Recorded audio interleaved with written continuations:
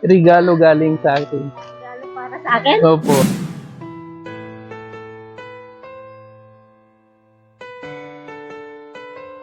Meron ako, isang kaibigan.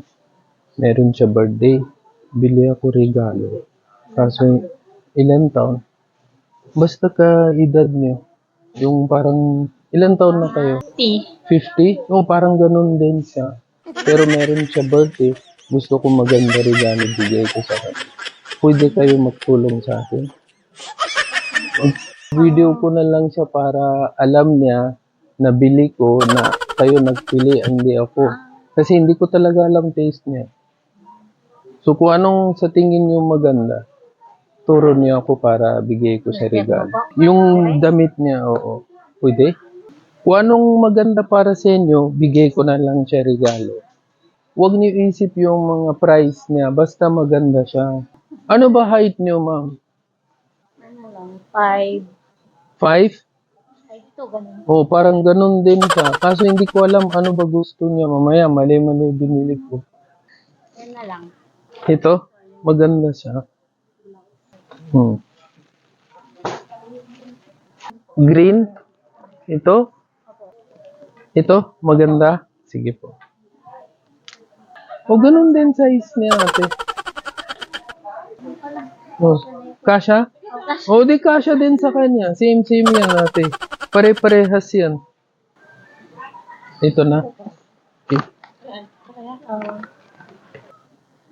ito na lang. Pwede na. Opo, medyo. Lang 28. Uy, kasha yan.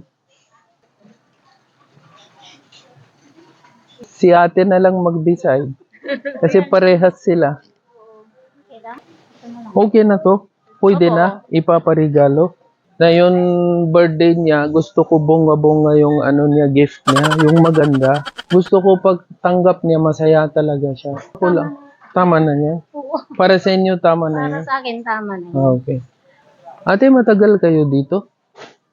26 years. 26 years? Trabaho kayo dito?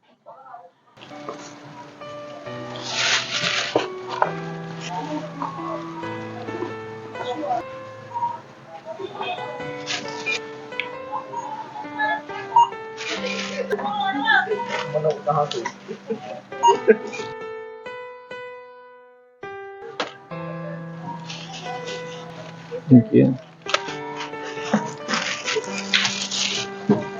Ate, sandali. Ate, ito para sa inyo.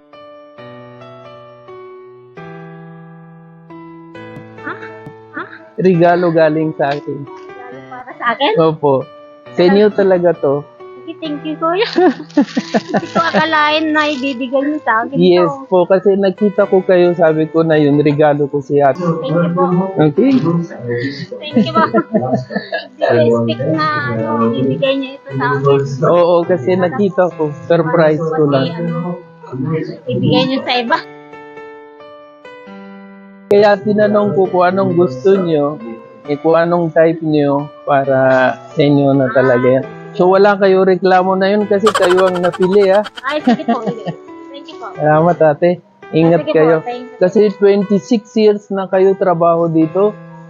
So deserve nyo talaga yan.